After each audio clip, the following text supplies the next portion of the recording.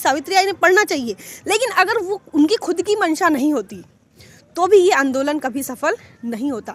Bahujan Samaj party Uttar Pradesh के अंदर में सरकार आई तो उन्होंने प्राइवेटाइजेशन के अंदर में भी रिजर्वेशन देने का काम किया। ऐसी तमाम तरीके के काम किए जो महापुरुषों के आंदोलन से उन्होंने लिए है, चाहे फिर शहर के नाम हो या फिर जितने भी स्कीमें आई है, जो भी योजनाएं आई है, ये महापुरुषों के नामों पर रखी गई है। तो ये जो महापुरुषों का आंदोलन चला सरकार आने के बाद में, तो ये सिर्फ और सिर्फ बहुजन समाज पार्टी के काल में पूरे देश के अंदर में हो पाया है।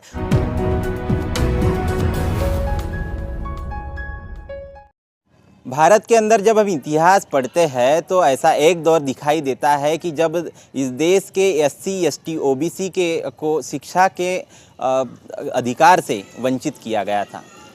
उस शिक्षा के अधिकार को दिलाने के लिए महात्मा ज्योतिबा फुले और सावित्रीबाई फुले इन्होंने इस देश में पुणे के अंदर बड़ा आंदोलन चलाया। 18वीं सदी का वो दौर था।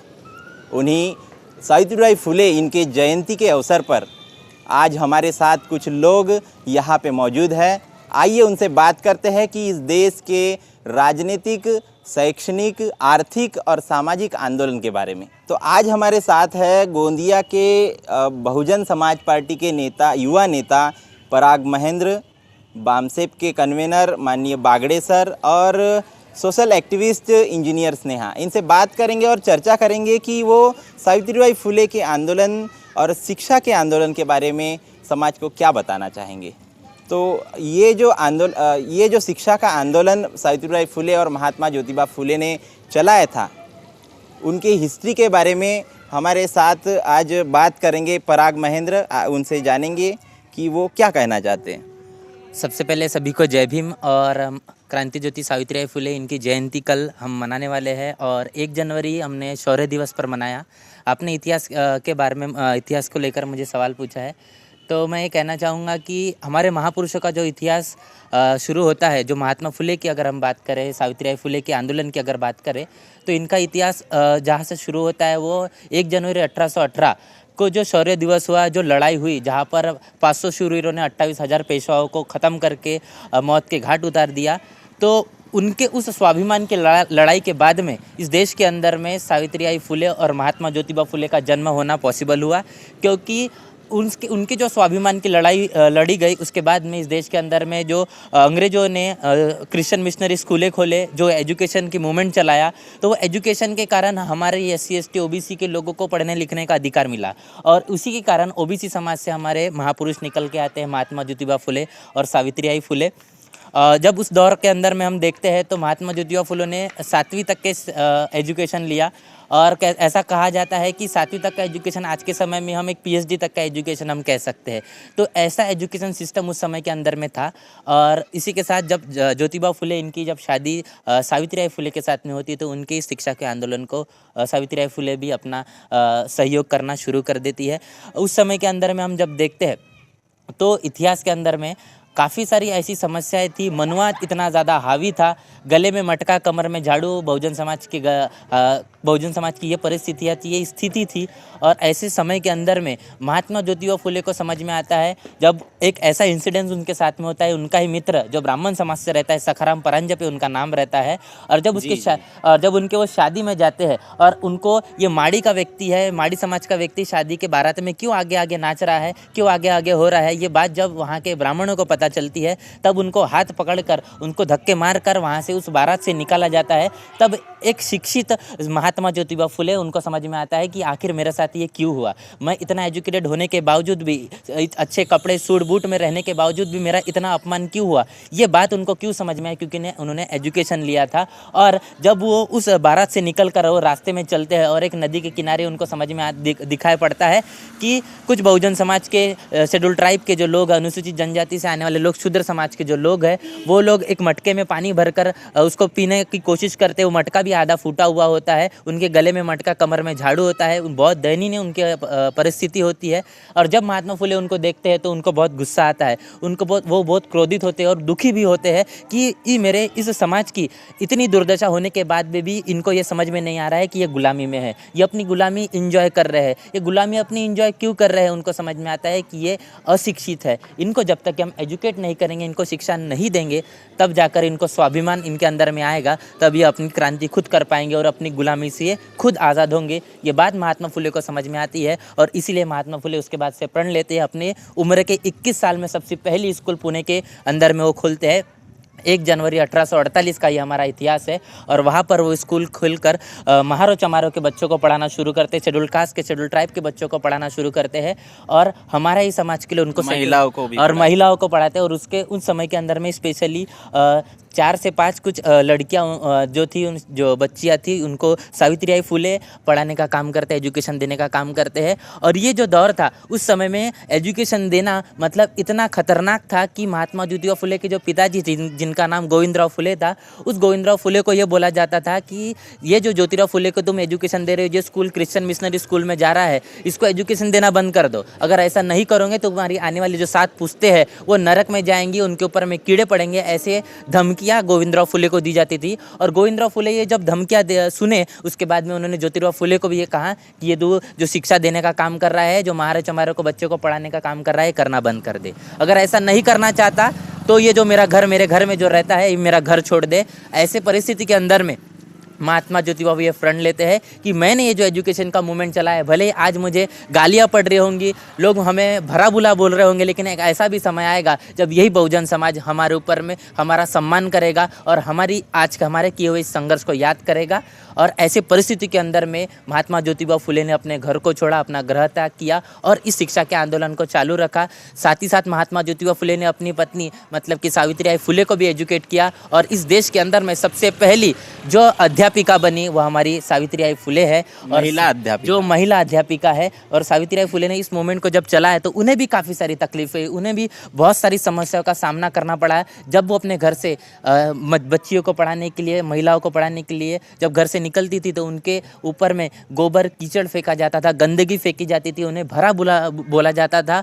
और ऐसी परिस्थिति के अंदर में सावित्रीबाई फुले ने हमें एजुकेशन का मूवमेंट दिया है, हमें ये शिक्षा दी है और इस शिक्षा के कारण ही आज हम जो देख रहे हैं, जो परिवर्तन देख रहे हैं, ये सावित्रीबाई फुले के संघर्ष से है। सावित्रीबाई फुले की जयंती हम मना रहे हैं, लेकिन सावित्रीबाई फुले की जयंती का सही मायने में अगर उन्हें आदरांजलि हम देना चाहते हैं तो उनके जो मूवमेंट, उनका जो मिशन है, उनका जो विचार है, उनके विचारों को हम जब तक के जन तक के नहीं पहुंचाएंगे, एक छोटा सा प्रयास हम द थिंग के माध्यम से कर रहे हैं, तो ये सारी चीज़ जब पॉसिबल होंगी तब जाके ये सावित्रीबाई फुले की इस आंदोलन को हम सही मायने में एक सच्ची श्रद्धांजलि दे सकते हैं, उनकी जयंती हम मना सकते हैं। देखिए, महात्मा ज्योतिबा फुले और सावित्रीबाई फुले इन्होंने मनुवाद के खिलाफ बड़ा आंदोलन चलाया, क्योंकि ये सिर्फ एजुकेशन की बात नहीं थी।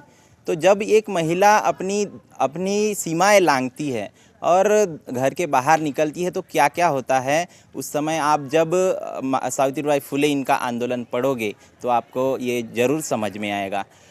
हम जानेंगे इंजीनियर स्नेहा इनसे कि उस समय का जो आंदोलन था, शिक्षा का आंदोलन महात्मा ज्योतिबा फुले और सावित्रीबाई फुले इन्होंने चलाया, उस समय जो परिवर्तन आया महिलाओं में, बहुजन समाज में, SC ST OBC माइनॉरिटीज़ में महात्मा फुले के आंदोलन के कारण, और आज के बदलाव में आप क्या अंतर समझते हैं, क्या कहना चाहोगे?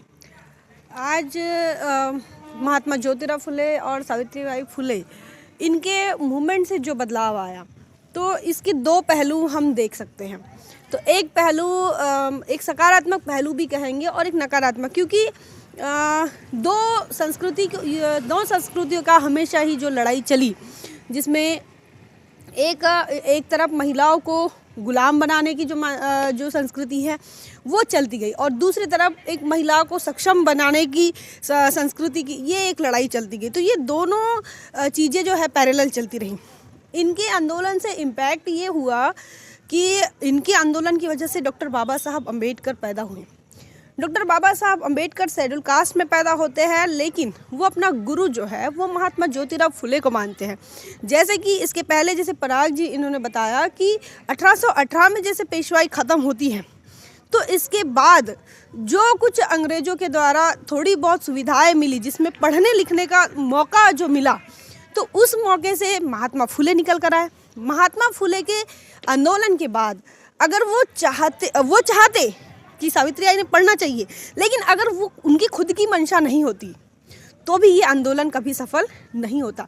मतलब महात्मा फुले भी चाहते थे और सावित्रीबाई फुले भी चाहते थे कि वो इस आंदोलन में सहभागी हो, और उन्होंने वो साथ सहयोग दिया। उसके बाद उनके ही मूवमेंट की यह देन है कि उन्होंने शेड्यूल कास्ट के बच्चों के लिए, अछूतों के लिए और महिलाओं के लिए जो मूवमेंट चलाया, इसी वजह से एक जो बेस बना, एक जो नींव रखी गई एजुकेशन सिस्टम की, वो नींव बाबा साहब को कई सालों के बाद, मतलब महात्मा फुले इनके जाने के बाद ये बाबा साहब के काम है। और अब बाबा साहब हमको इस देश के अंदर मिलते हैं। बाबा साहब के द्वारा बनाया गया संविधान इस देश की महिलाओं को ताकतवर बनाता है, महिलाओं को सशक्त बनाने का काम करता है। तो इसके हम दो बाजू देखेंगे। जहाँ जहाँ रिप्रेजेंटेशन महिलाओं का मनुवाद ने नकार दिया था, मनुवाद ने कहा कि महिलाएं पढ़ लिख नहीं सकती, तो इसी मूवमेंट से महिलाओं का जो है एजुकेशन में रिप्रेजेंटेशन आना शुरू हुआ।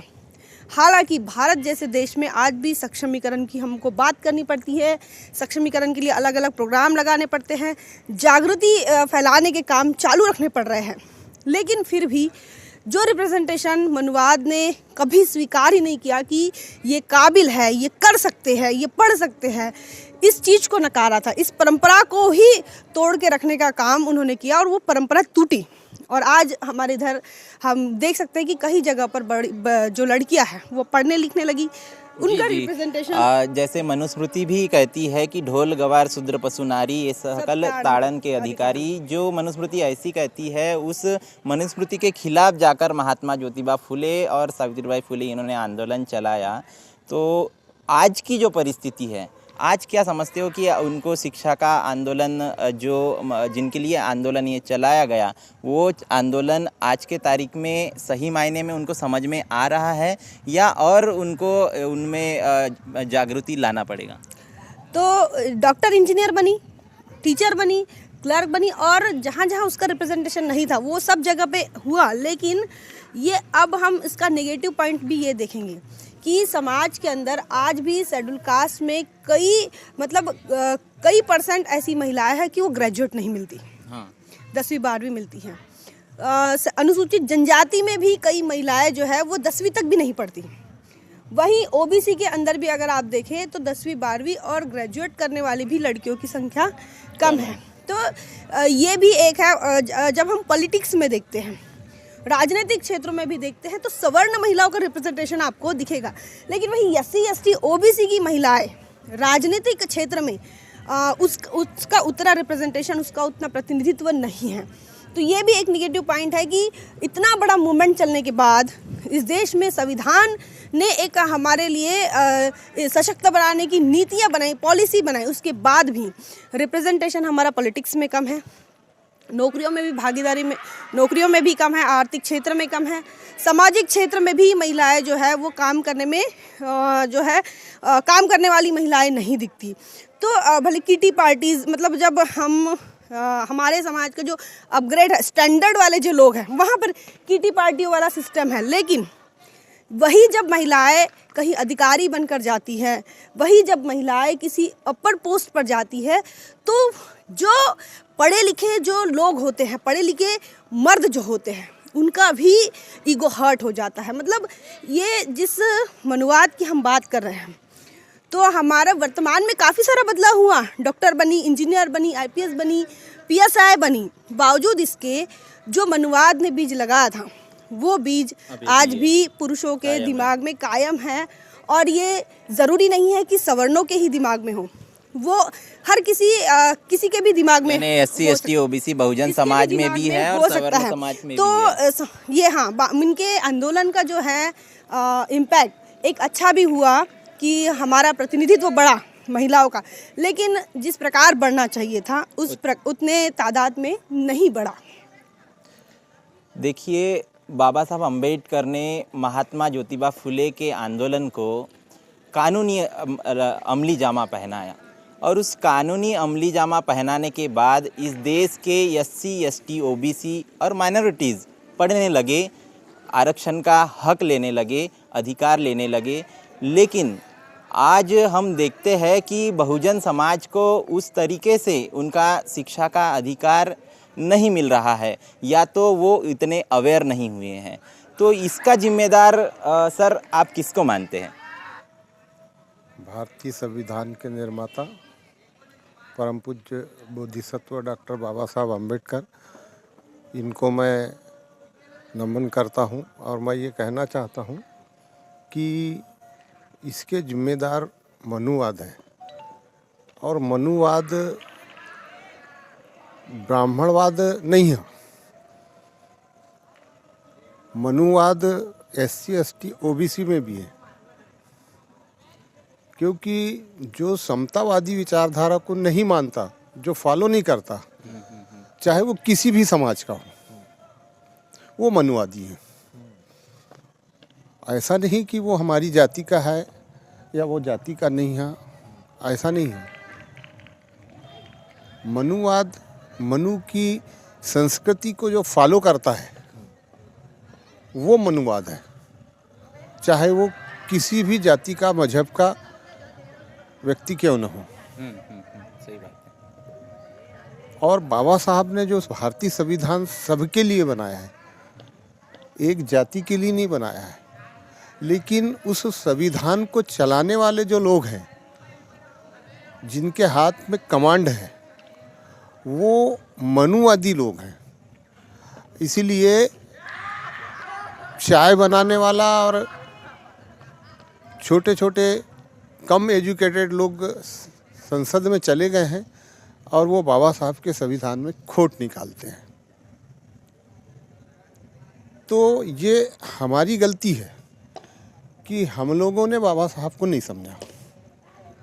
अगर हम बाबा साहब को की समतावादी विचारधारा को समझ जाते हैं तो हम लोग एजुकेटेड लोगों को भेजते हैं संसद में और विधानसभा में।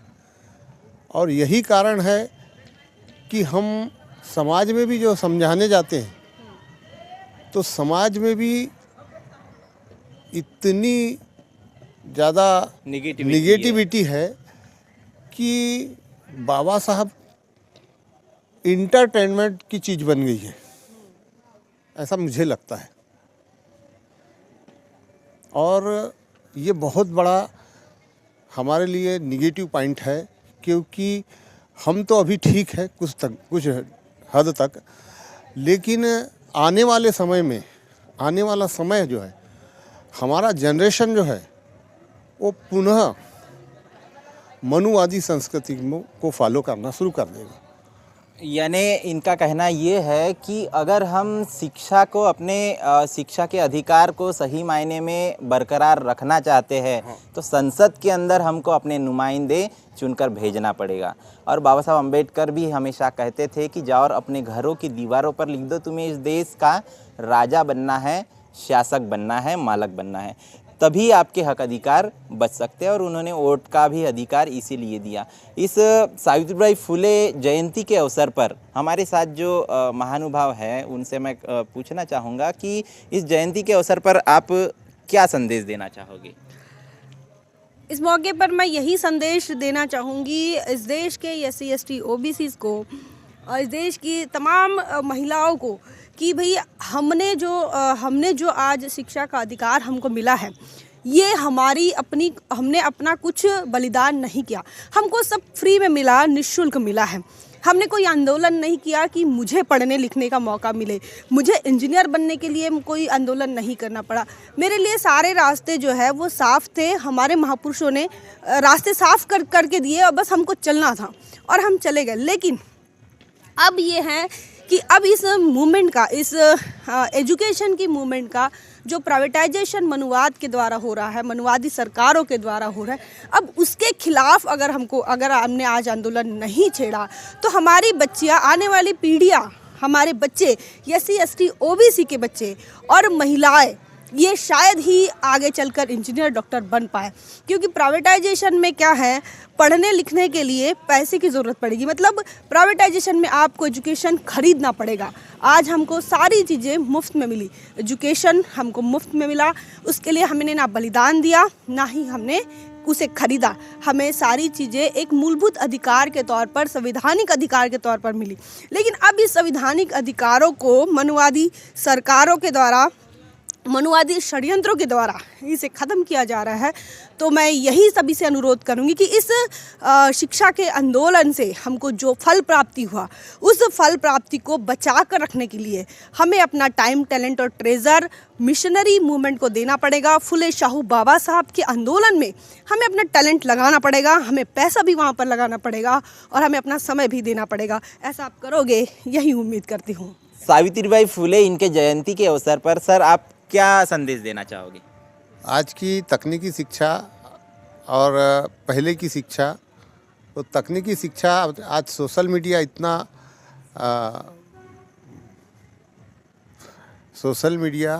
इतना आगे बढ़ चुका है कि सोशल मीडिया के माध्यम से मैं ये संदेश देना चाहूँगा कि सावित्रीबाई फुले जो है, जो उनका संघर्ष है और उनके संघर्ष को याद करते हुए और अपने जीवन में उतारे, अपने व्यवहार में उतारे और अपने बच्चों को सावित्रीबाई फुले का संदेश दें, जिससे कि उनके आने वाले बच्चे नेक्स्ट जनरेशन के लिए याद रखें। आप क्या संदेश देना चाहोगे? मैं आज के सावित्रीबाई फुले के जयंती के उपलक्ष्य पर यही संदेश देना चाहूँगा कि जैसे बाबा साहब भी कहते हैं कि आपको आपकी तमाम समस्या अगर निवारण है तो आपको इस देश के अंदर में 70 रुपये मास्टर चाबी को हाथ में लेना पड़ेगा। जब तक कि आप अपने समस्या का निवारण नहीं कर सकते, तब तक कि आप एक महापुरुषों के आंदोलन का जो ज़िंदगी आप चाहते हैं कि उसके बाद में हमको कैसी ज़िंदगी मिलेगी, वैसी ज़िंदगी आप नहीं जी सकते। और अगर आपको राजनीतिक सत्ता अगर हाथ में लेना है तो इस देश के अंदर में ऑलरेडी बहुजन महापुरुषों ने हमें इतनी बड़ी ताकत बना कर दी है, जिस ताकत को 30 से 34 साल हो चुके हैं, जिसका नाम बहुजन समाज पार्टी है। जब तक कि इस देश के अंदर बहुजन समाज पार्टी मजबूत नहीं होती, तब तक कि हम इस प्राइवेटाइजेशन को भी ख़त्म नहीं कर सकते। इसका ताज़ा उदाहरण ये भी है कि जब बहुजन समाज पार्टी उत्तर प्रदेश के अंदर में सरकार आई तो उन्होंने प्राइवेटाइजेशन के अंदर में भी रिजर्वेशन देने का काम किया। ऐसी तमाम तरीके के काम किए जो महापुरुषों के आंदोलन से उन्होंने लिए है, चाहे फिर शहर के नाम हो या फिर जितने भी स्कीमें आई है, जो भी योजनाएं आई है, ये महापुरुषों के नामों पर रखी गई है। तो ये जो महापुरुषों का आंदोलन चला सरकार आने के बाद में, तो ये सिर्फ और सिर्फ बहुजन समाज पार्टी के काल में पूरे देश के अंदर में हो पाया है। और आने वाले भविष्य में भी सावित्रीबाई फुले के अगर विचारों को हम सफल करना चाहते हैं तो बहुजन समाज पार्टी की सरकार हर एक राज्य में हमको लाना पड़ेगा, तब जाके इस आंदोलन को हम सफल कर पाएंगे। इतना मैं कहना चाहूँगा। धन्यवाद। धन्यवाद आप सभी का। इन्होंने बताया कि अगर शिक्षा का अधिकार हमको इस देश में बचाना है तो इस देश में हमको शासक बनना पड़ेगा, जो महापुरुषों का सपना भी था। इस संदर्भ में आप क्या सोचते हैं? कमेंट करके ज़रूर बताएं। बने रहे द थिंग पर। तब तक के लिए जय भीम, जय भारत। बहुजन विचारधारा को घर घर तक पहुंचाने के लिए हमारे YouTube चैनल को सब्सक्राइब करें, लाइक करें, कमेंट करें, शेयर करें और बेल आइकन की घंटी दबाना ना भूलें।